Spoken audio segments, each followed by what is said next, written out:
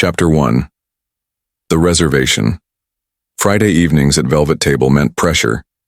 The kind of pressure that turned flawless smiles into masks and calm greetings into performances.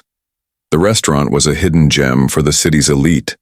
Nestled between an art gallery and a private jewelry showroom in West Hollywood, it boasted a curated menu, hand-picked music, and a client list that read like the front row of a red carpet event. Haley Weston, 29, knew the restaurant inside out. She wasn't just a waitress, she was a gatekeeper. Over the past 3 years, she'd built a reputation not only for excellent service, but for her protective vigilance over the dining room's unspoken hierarchy.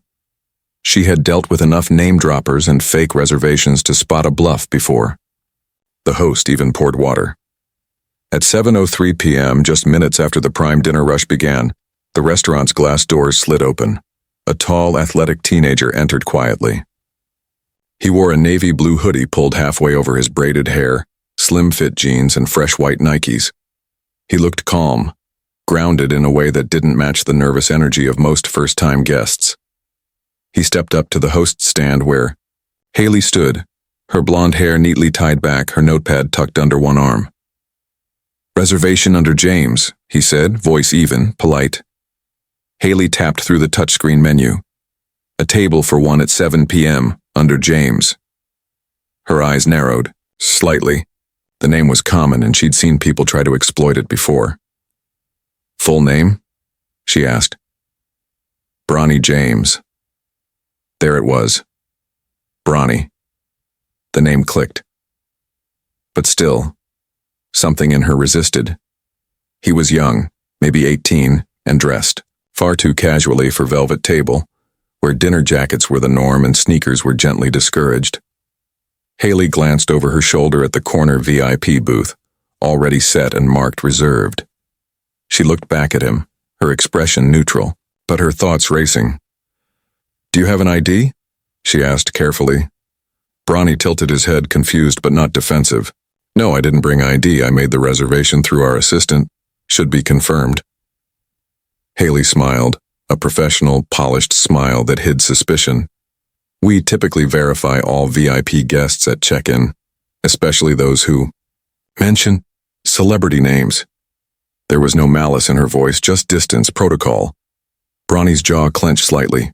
He wasn't used to being doubted, but he had also seen enough of the world to know how fast people judged by appearance.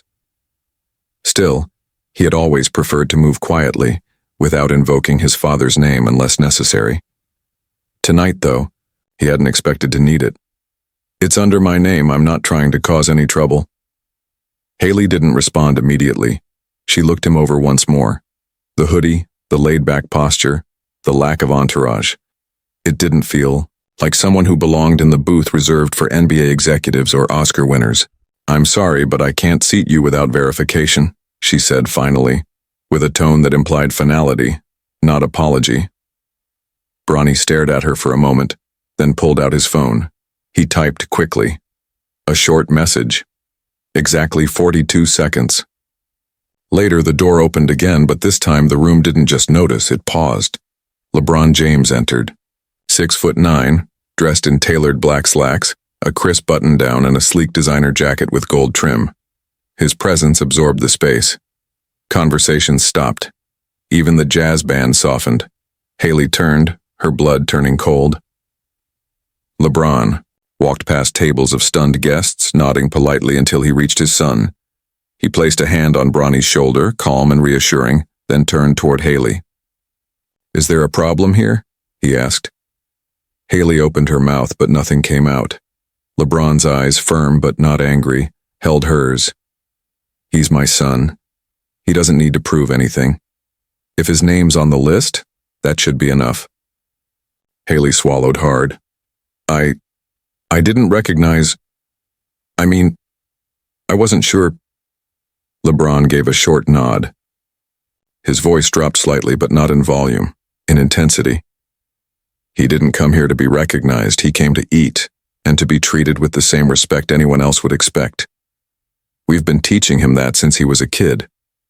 Haley's posture changed, her pride folded into shame, her certainty deflated by the reality of who stood before her, and what she had just assumed. As LeBron and Bronny were escorted to the booth, the manager, Tina, rushed over to Haley. "Do you have any idea what you just did?" But Haley didn't answer. She stood still, watching them take their seats, her face slowly changing. Not out of fear of being fired, but because, in that moment, she realized she had measured someone not by their name, but by every wrong expectation she had learned to normalize. And the weight of that hit her harder than any reprimand ever could. Chapter 2. The table in the corner. The VIP booth at Velvet Table wasn't just a corner seat, it was a statement. Framed by sheer velvet curtains with a view of the open kitchen and the gallery wall of jazz legends, it was the kind of table where deals were signed, legends whispered, and stories began. That night, it was where LeBron and Bronny James sat, in silence. Bronny kept his gaze low as the hostess set down the menus, her hands slightly trembling. LeBron, meanwhile, leaned back against the cushioned bench, taking in the room. He wasn't just assessing the space. He was studying the atmosphere that had turned cold the moment his son stepped in alone. "You okay?" he asked, finally, without looking directly at Bronny. Bronny nodded, but it wasn't convincing. "Yeah, I've been here before, with Savannah, with you. I didn't think I'd have to explain myself tonight."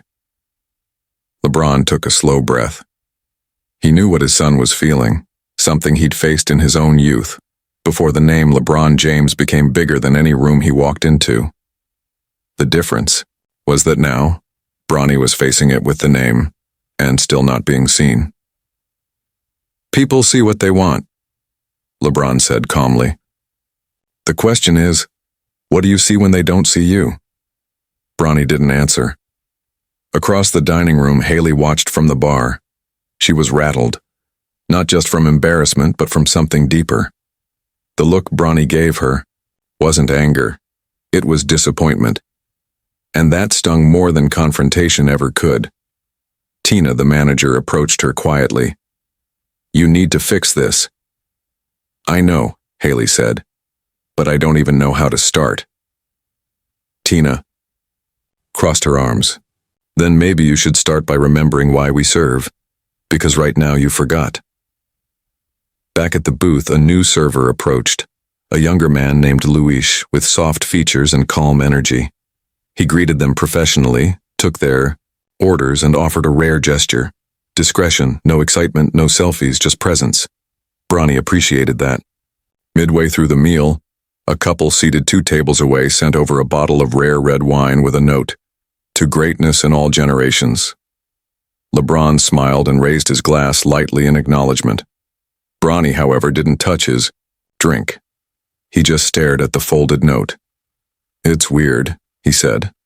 "What is?" "Being celebrated by strangers, but doubted by people you're standing in front of."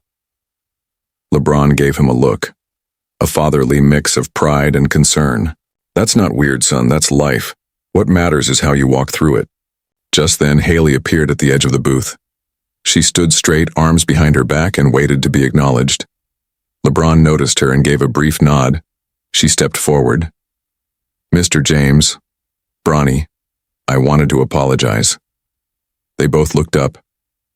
Haley continued, slower this time, the weight of her words grounding her. "I judged you before I knew anything about you. I made assumptions based on how you walked in, how you dressed, and I'm ashamed of that. No title or training. Excuses it." She turned to Bronny. "You were respectful, you were patient, and I failed you. That's on me." Bronny didn't respond immediately. He looked at her, really looked at her, and saw something rare, sincerity. "Thank you," he said quietly. "Most people wouldn't say that." Haley nodded once and stepped back, letting silence fill the space. LeBron leaned in slightly toward his son. "You handled that well." Bronny exhaled slowly. "Still sucks, though." They both chuckled, low, tired, honest. In that moment, the meal wasn't about luxury anymore. It was about recognition, not of fame, but of humanity. Chapter 3. The Weight of a Name Later. That night, as the final dessert plates were cleared and Velvet Table began to quiet down, the glow of the booth lights softened into something more intimate. LeBron swirled the remnants of his wine while Bronny poked absently at the untouched remains of his chocolate soufflé. The atmosphere had shifted. The earlier tension had been acknowledged, but not erased, and beneath the polished surface there was something deeper lingering inside Bronny. He finally broke the silence. "You ever get tired of being you?" LeBron looked up, eyebrows raised, more curious than surprised. "Tired of being me?" Bronny nodded, more seriously now. "I mean, everywhere I go, I'm not Bronny. I'm your son. I walk into a gym, I'm being compared. I go to dinner, people assume I don't belong. Or worse, assume I'm entitled. I'm not allowed to just exist." LeBron sat back, letting the words hang in the air. He had heard pieces of this before, whispers during car rides, small comments after games, but never with this weight. Tonight something had cracked open. "It's a heavy name," he said at last. "And I know I made it heavier with everything I built." Bronny's eyes stayed fixed on the table. "It's not that I don't appreciate what we have. I do. But sometimes I wonder if I'll ever get to be seen for me, not your shadow." LeBron nodded slowly. His expression wasn't defensive, it was pained, empathetic. "You know, when I was growing up, I didn't have a name to carry. I had to create one. That was hard in its own way. But watching you carry mine, that's its own kind of fight." He paused, then leaned forward. "You know what I admire most about you?" Bronny looked up. "You don't use the name. You don't lead with it. You walk into places as yourself. And that takes courage. More than people understand." Bronny's face softened, just a little. "Did you ever wish I'd be something else? Something less public?" LeBron chuckled. "I wished you'd be happy, however that looked. Basketball, business, art, silence, and I don't care as long as it's you choosing it." The words hit deeper than Bronny expected. For years he had lived between admiration and pressure. Every dunk was compared to LeBron's. Every photo went viral. Every mistake was magnified. But this quiet truth, spoken without cameras or crowds, felt like oxygen. "Thanks, Dad," he said softly. LeBron reached across the table and placed a hand on his son's arm. "The world may never stop seeing you as my son, but I promise, I'll never stop reminding them that you're your own man." As they stood to leave, a few guests subtly nodded in their direction, not out of awe but respect. Even Haley, still lingering near the bar, gave Bronny a slight, genuine smile. One of acknowledgement, not apology. Outside, the cool night wrapped around them as they walked to the car. No security, no fanfare.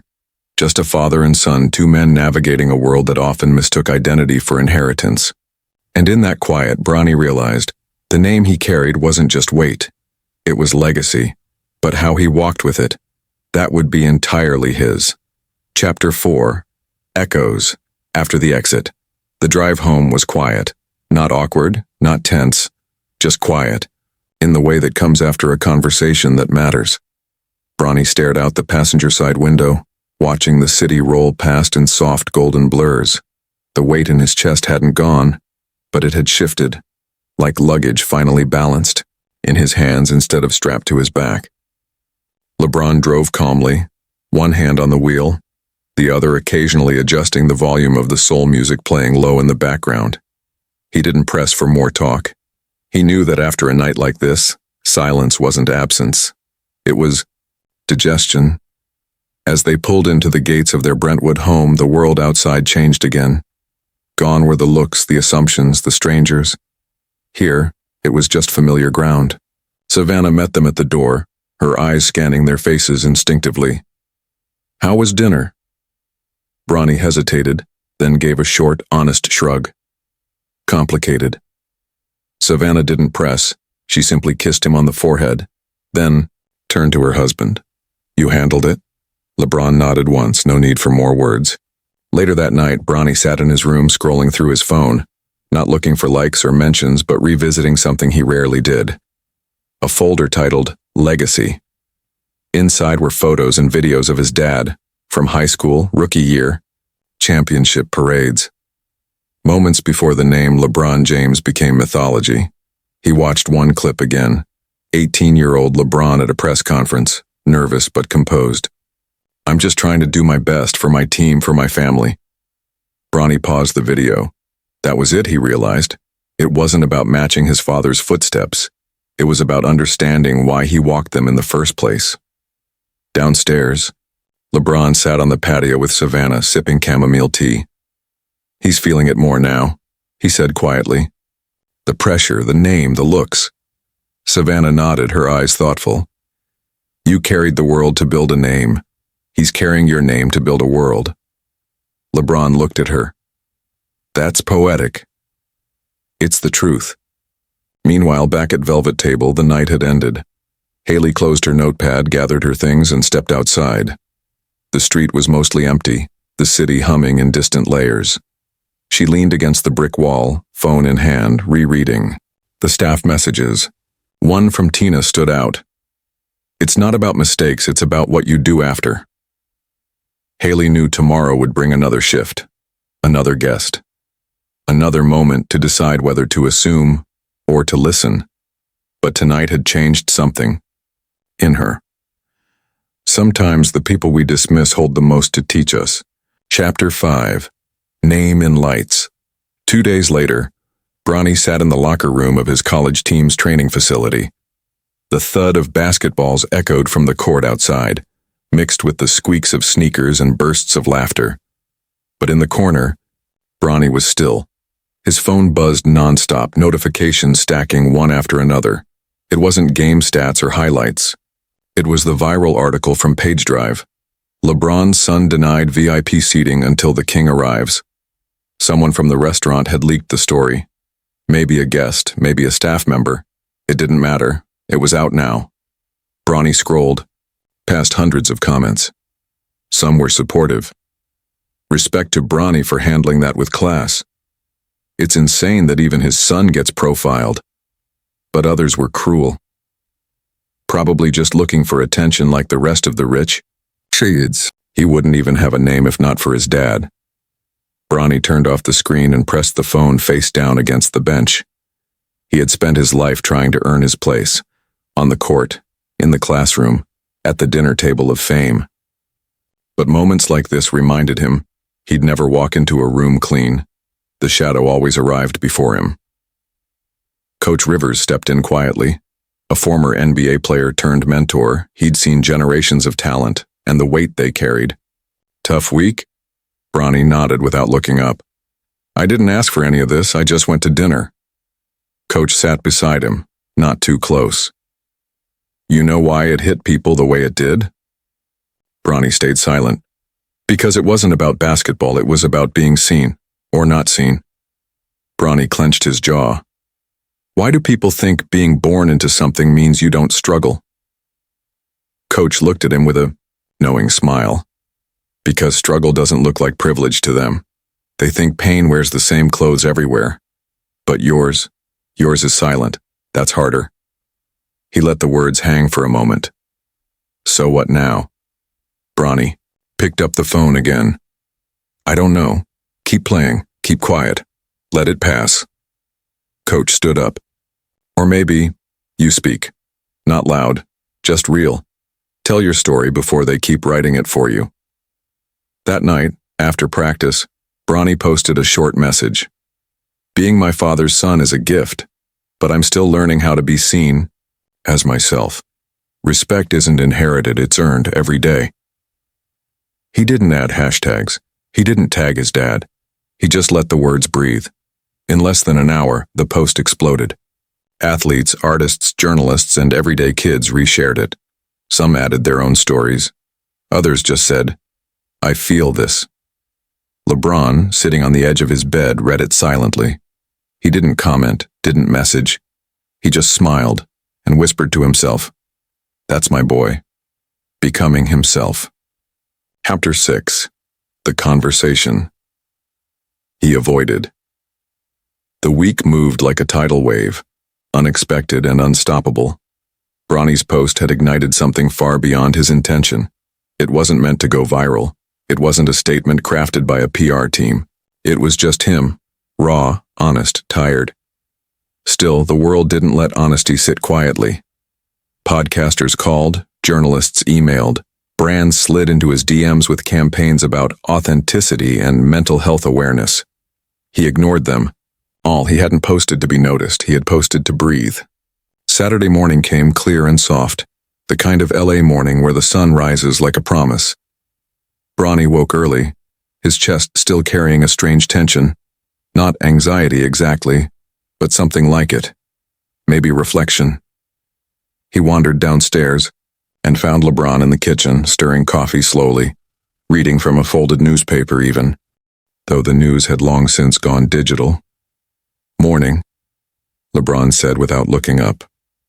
"Morning," Bronny replied, grabbing a glass of water. A comfortable silence lingered between them for a moment, until Bronny broke it. "You read what I posted?" LeBron nodded without lifting his eyes. "Yeah." "You didn't say anything." LeBron finally looked over, his face unreadable but present. "Didn't think I needed to. It wasn't written for me." Bronny took a breath, slid onto one of the stools at the counter. "It kinda was." LeBron tilted his head. "Then I'll say this. I was proud. Not because it trended, not because it made headlines, but because you said something true. For you." Bronny tapped the rim of his glass. "I spent so long trying not to talk about the pressure, like if I acknowledged it, it meant I was weak or ungrateful." "You're not either," LeBron said. "Yeah, I'm starting to believe that." He looked at his dad more directly now. "Do you ever wish I wanted something else? Something quieter? A life out of the spotlight?" LeBron took a sip of his coffee, thoughtful. "I wish for whatever makes you whole. Basketball. Or not. You think I wanted you to live my story again? I wanted you to build yours." Bronny nodded, sitting with that. "Do you think people will ever see me as just me?" "They'll see what you show them," LeBron said. "And if you show up real like you did in that post, then yeah, they'll start to understand." A pause. "And if they don't?" Bronny asked. LeBron leaned in. "Then you'll still know who you are. That's more important than any headline." That evening they walked together in a quiet neighborhood park. The air was cooler, peaceful. Families passed them, some nodding politely, others trying not to stare. Then a boy, maybe 11, ran up shyly, glancing at LeBron, then turning toward Bronny. "Hey," the kid said, almost whispering. "Are you the guy who wrote that post about not just being someone's son?" Bronny blinked, caught off guard. He smiled.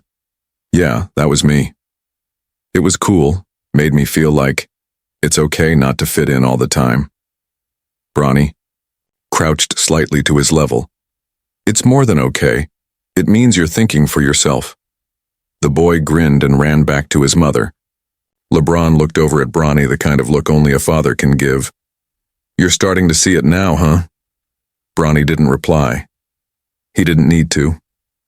For the first time in days, he felt more than seen. He felt understood. Chapter 7. The Back Room. It was late afternoon when LeBron received the call. He was in his private office reviewing some foundation logistics when the voice on the other end, calm, almost hesitant, said, "There's something you should see. It's about the restaurant. And your son." The caller was Darren Cole, an investigative journalist known for low-profile, high-impact stories. He didn't chase gossip, he chased patterns. LeBron agreed to meet him privately at a neutral location, a quiet office space in the back of a bookstore in Silver Lake. Darren arrived with a flash drive and a folder thick with notes.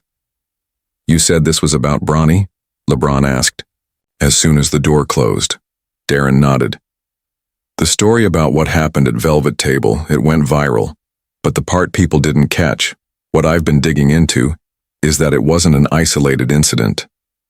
He handed LeBron the folder. Inside were incident reports, anonymous staff accounts, emails, and time-stamped screenshots. Names redacted, details undeniable. Multiple accounts of young black men, some famous, some not, being turned away at Velvet Table or asked to wait despite having confirmed reservations. Some dressed like Bronny, others more formally. The pattern wasn't about behavior, it was about perception.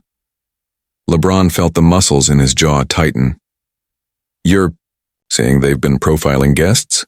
Darren nodded. "I think they've been training staff to filter by unspoken cues. No one says the words out loud, but they've created a culture of assumption. Bronny's story just happened to hit the public nerve." LeBron sat back, silent. His mind replayed the moment he walked into the restaurant. The pause in the air, the tension, how his presence alone shifted the room. He remembered the look on Haley's face, not of hatred but of taut suspicion. "I don't want this to become about revenge," he said finally. Darren raised an eyebrow. "Then what do you want it to be about?" LeBron stared at the folder. Truth, accountability, change, quiet kinds of justice.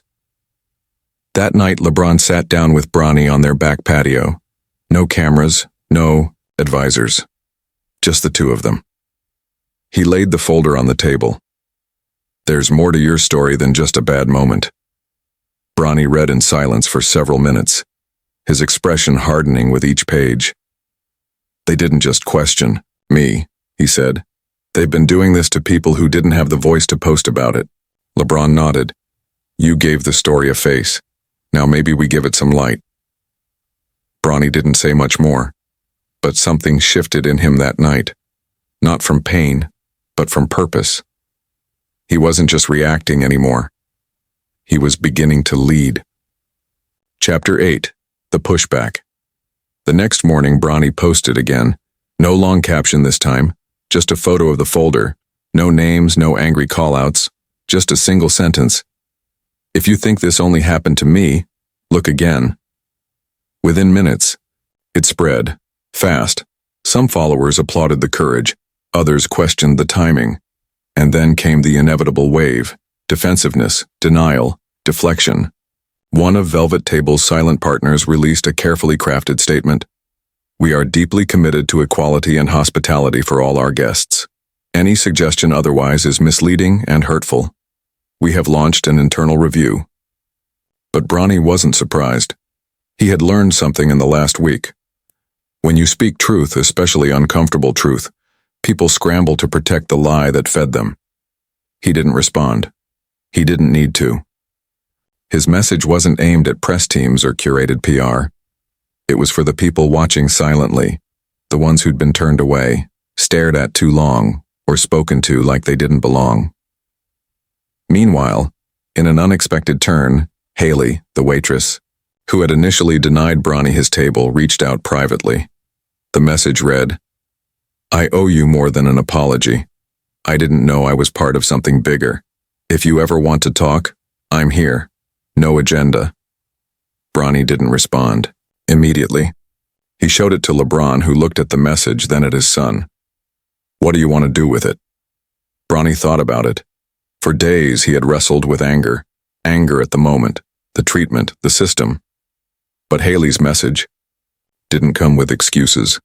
It came with awareness. And that, he knew, was rare. "Maybe it's time we start talking," he said. Later that week, Bronny sat across from Haley in a small coffee shop tucked away in mid-city. No cameras, no security, no handlers. Just two people who had once occupied the same space from opposite ends of a power dynamic. She looked nervous. "I read what you posted, and then I started looking back at things I'd ignored for years." Bronny listened quietly. "No one trained me to judge," she continued. "But no one trained me not to either. The culture was clear, subtle. You feel it in what people don't say." Bronny finally spoke. "The hardest part isn't what happened. It's realizing how many people accept it as normal." She nodded. "I don't want to be one of them anymore." It wasn't dramatic. There were no emotional outbursts, but something passed between them, something honest. The beginning of accountability. When Bronny left the cafe, the sun was already low, casting long shadows. He felt lighter, not because everything had changed, but because he had chosen to stand in the light and let it keep shining. Change didn't come in grand explosions. Sometimes it started with one seat at a table. Chapter 9. Bigger than the booth days turned into a week. What started as a dinner gone wrong had now morphed into a quiet movement. Bronny's post, the follow-ups, and the quiet conversation with Haley had sparked something unexpected. Across social media, people were sharing their own stories, moments of quiet dismissal, assumptions, silent humiliations. The hashtag #ChalkerScene4Me started trending, not because it was branded, but because it was real. Students, athletes, waiters, executives, kids. Bronny sat on his bed one night scrolling through videos and stories. A high schooler from Detroit who was sent home for wearing his hair naturally to a job interview. A lawyer in New York mistaken for a delivery guy in his own office building.